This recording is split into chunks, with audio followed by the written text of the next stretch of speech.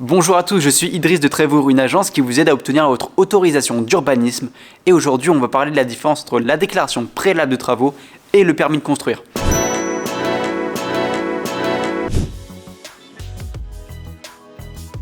Les deux autorisations d'urbanisme principales sont la déclaration préalable de travaux et le permis de construire.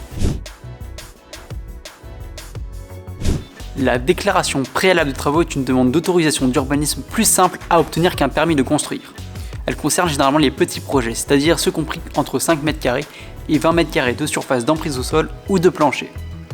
Vous aurez aussi besoin d'une déclaration préalable de travaux si vous souhaitez changer l'aspect extérieur de votre maison, comme changer une porte d'entrée par exemple. Si votre projet porte la surface totale de la construction à plus de 150 m², alors un permis de construire sera nécessaire.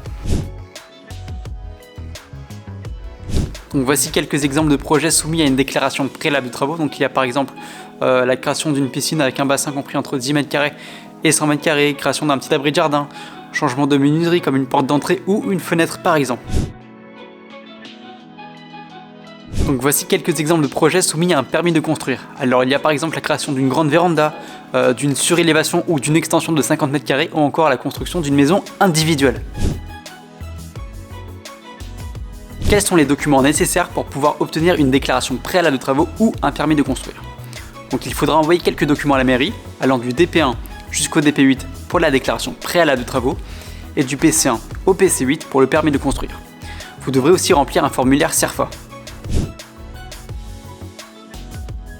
Donc à quoi ressemblent les documents DP1, DP8 et PC1, PC8 à envoyer à la mairie? Alors il s'agit principalement de plans 2D et de maquettes 3D réalisés soit par un architecte ou par notre agence Trévour. Donc j'ai un conseil à vous donner, il n'est pas forcément évident de réaliser les différents documents demandés par la mairie comme les plans de situation, plans de masse, plans de coupe et plans de façade. Donc c'est vraiment pour ça que je vous conseille de faire appel à un architecte ou à un spécialiste. Vous connaissez maintenant la différence entre une déclaration préalable de travaux et un permis de construire.